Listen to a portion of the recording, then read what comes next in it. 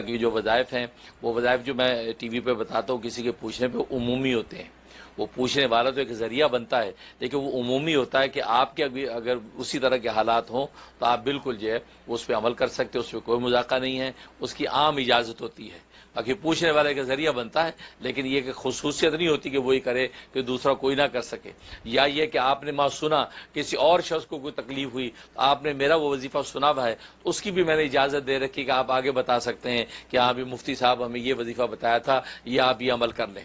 تو یہ تو ایک صدقہ جاریہ ہے. قرآن کریم کی تلاوت جو ہے ناغے کے دنوں میں منع ہوتی ہے, لیکن باقی جو ہے ذکر و اذکار, اللہ کے اسماء کا ذکر, دروشی وغیرہ وہ ناغے کے دنوں میں بالکل پڑھ سکتی ہیں.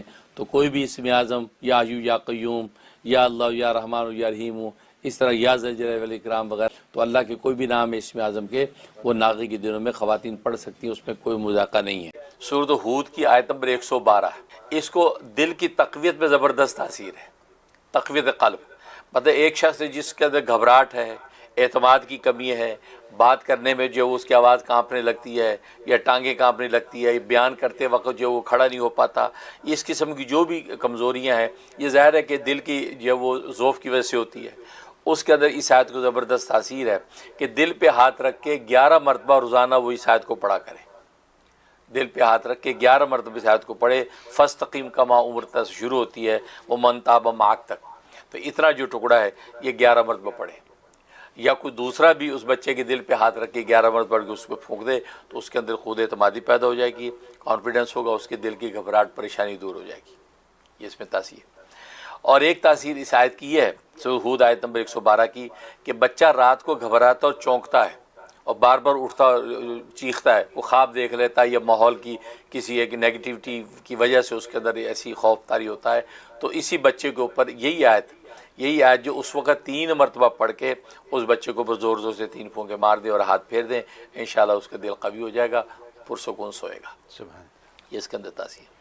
اور ایک تاثیر اس کے اندر یہ ہے کہ آپ کا کوئی آپ انٹرویو دینے جا رہے ہیں اور چاہ رہے ہیں کہ پورے اعتماد ہو کے میں انٹرویو دوں اور کسی قسم کی کوئی گھبراہٹ ظاہر نہ ہو, تو یہی ہے جو دل پہ ہاتھ رکھ کے 11 مرتبہ آپ دم کریں اور وہاں چلے جائیں, انشاءاللہ آپ کو بھرپور کامیابی ہو.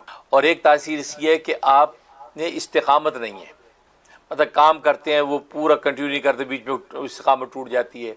عبادت کا ہو یا یہ کہ انسان کی دنیاوی امور کا کوئی معاملہ ہو اور استقامت چاہتا ہے, تو یہی آیت 41 ٹائم پڑھیں, 41 دفعہ پڑھیں, اول آخر 3 مرتبہ درود ابراہیمی.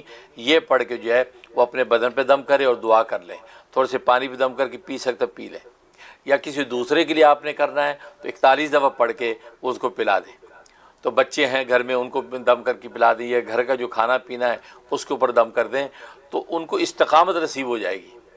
اور استقامت کمال کی چیز ہے, اس لیے جو ہے اہل دل نے لکھا الاستقامت فوق الکرامہ.